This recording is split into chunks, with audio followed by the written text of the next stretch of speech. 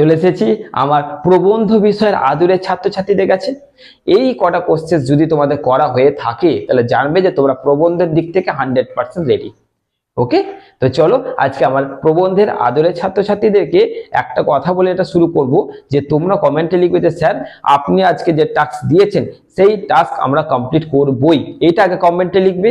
তারপর যে টাস্ক দেব সেটা আমার হোয়াটসঅ্যাপ নাম্বারে তোমরা কি লিখে জানাবে যে স্যার হয়ে গেছে। তাহলে একটা কমেন্ট আসছে কি করবো, আর একটা কমেন্ট আসছে স্যার আপনাকে বলেছিলাম করবো, স্যার করে নিয়েছি। চাপে থাকছো, চাপে থাকলে দেখবে না কখন পড়া হয়ে যাবে বুঝতে পারবে না। ওকে, তো চলো দেখে নি প্রবন্ধ বিভাগ থেকে কি কি সে লাস্ট মিনিট গুরুত্বপূর্ণ কোশ্চেন গুলো দেখে নি।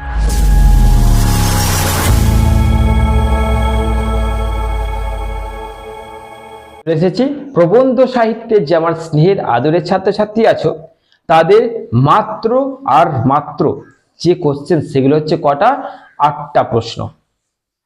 মাত্র 8টা প্রশ্ন তোমাদের আজকে আমি দেব। এই 8টা কোশ্চেন যদি তোমাদের করা হয়ে যায় বা করা হয়ে থাকে তাহলে তোমাদের প্রবন্ধ সাহিত্যের চিন্তা শেষ। এবং আমি জানি এবং আমার মনে হচ্ছে যে আমার প্রবন্ধ সাহিত্যের যত স্টুডেন্টস রয়েছে তারা হয়তো আইডিয়া করে নিয়েছে যে স্যার কোন 8টা কোশ্চেন বলতে চলেছে। চলো দেখে নি আমার আদরের ছাত্রছাত্রীদের জন্য প্রথম গুরুত্বপূর্ণ প্রশ্ন। প্রথমেই করছো বাংলা প্রবন্ধ সাহিত্যে রামমোহন রায় এর কৃতিত্ব আলোচনা করো। কটা কোশ্চেন বললাম, 8টা প্রশ্ন, ভালো করে শোনো। 2 নম্বর যে প্রশ্ন করবে বাংলার প্রবন্ধে সাহিত্যে দেবেন্দ্রনাথ ঠাকুরের কৃতিত্ব আলোচনা করো। ওকে, তারপরে তোমরা করছো 19 শতকে মহিলা প্রাবন্ধিকে আমাদের স্বর্ণকুমারী দেবী, নাম দেবে না কিন্তু তোমরা এটাই লিখবে, আলোচনা করো। তারপরে সামাজিক আর বিজ্ঞান বিষয়ক যে 2 রকম রচনা লিখেছিলেন কে না আমাদের ভূদেব মুখোপাধ্যায়। এই যে ভূদেব মুখোপাধ্যায়ের কৃতিত্ব আলোচনা করো, কি দিক থেকে, সামাজিক আর বিজ্ঞান বিষয়ক রচনার দিক থেকে। তারপরে বাংলা প্রবন্ধ সাহিত্যে বিবেকানন্দের ভাষারীতির বৈশিষ্ট্য আলোচনা করো।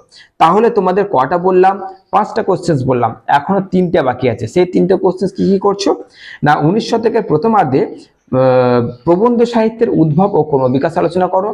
ধরে নাও এগুলো 10এই আসছে। এরপরে প্রবন্ধ সাহিত্যে বিদ্যাসাগরের ভাষারীতির পরিচয় দাও। এরপরে প্রাবন্ধিক বঙ্কিমচন্দ্র অর্থাৎ বঙ্কিমচন্দ্রের প্রবন্ধের দিক থেকে কৃতিত্ব আলোচনা করো, নচেত দেবে তার ঐতিহাসিক রচনায় কৃতিত্ব আলোচনা করো। তাহলে তোমাদের কিন্তু আমি দিলাম 8টা কোশ্চেন হয়ে গেল। এই 8টা প্রশ্ন যদি তোমরা করে নিতে পারছো প্রবন্ধ সাহিত্যের টেনশন শেষ। এরপর একটা কথা বলি, বহু স্টুডেন্টস আছো যারা অলরেডি এই 8টা কোশ্চেন কিন্তু পড়া হয়ে গেছে, তো তাদের জন্য আমি 2টো কোশ্চেনকে রেখেছি, কারণ প্রতি বছর যে কোশ্চেনকে রেখে দিই তার থেকেও দিয়ে দেয়। ওকে, তো কোশ্চেন দুটো কি করছি, 8টা তো তোমরা আগে করছো, এই 8টা কোশ্চেনই আমার তোমার যে টাস্ক দেব, সে কাজ দেব, এই কোশ্চেনগুলি তোমাদের থাকবে। কি থাকবে আর দুটো, যে অক্ষয় কুমার দত্তের অবদান আলোচনা করো প্রবন্ধতে, আর প্রবন্ধ নিবন্ধ আর রচনার মধ্যে পার্থক্য। এই যে দুটো তোমাদের দিলাম, অর্থাৎ 8টা তো তোমাদের মেন, তোমরা করছো 8টা কোশ্চেন। এবং যাদের মনে হচ্ছে যে স্যার আপনি 10টা দিয়ে দিন, অসুবিধা নেই কারণ আমরা করে নিয়েছি, তাদের জন্য এইগুলো। এরপর তোমাদের টাস্ক কি না কোশ্চেনগুলোকে তোমরা আজকেই কমপ্লিট করে আমাকে হোয়াটসঅ্যাপ করবে। এই প্রশ্নগুলোকে তোমরা আজকে হোয়াটসঅ্যাপ করবে, আমার এই নাম্বারটা দেখতে পাচ্ছ, এই নাম্বারটা তোমরা হোয়াটসঅ্যাপ করবে এবং পরিষ্কার লিখে দেবে যে স্যার আপনার দেওয়া টাস্ক আমরা কমপ্লিট করেছি।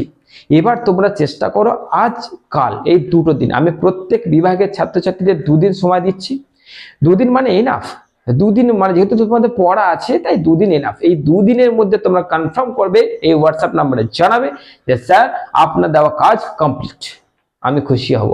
ওকে, আমি তোমাদের হয়তো চিনি না কিন্তু আমি মনে করি তোমরা আমার ঘরেরই সদস্য, তোমরা আমাদেরই একটা পরিবার। ওকে, তো চলো বেশি কথা না বাড়িয়ে এই কটা কোশ্চেন তাড়াতাড়ি কমপ্লিট করে নিয়ে ঝটপট করে নিয়ে আমাকে আমার হোয়াটসঅ্যাপ নাম্বারে তোমরা কি করবে বুঝতেই পারছো। তো চলো আর কথা বাড়াবো না, ভালো থেকো, সুস্থ থেকো, পড়া স্টার্ট করে দাও।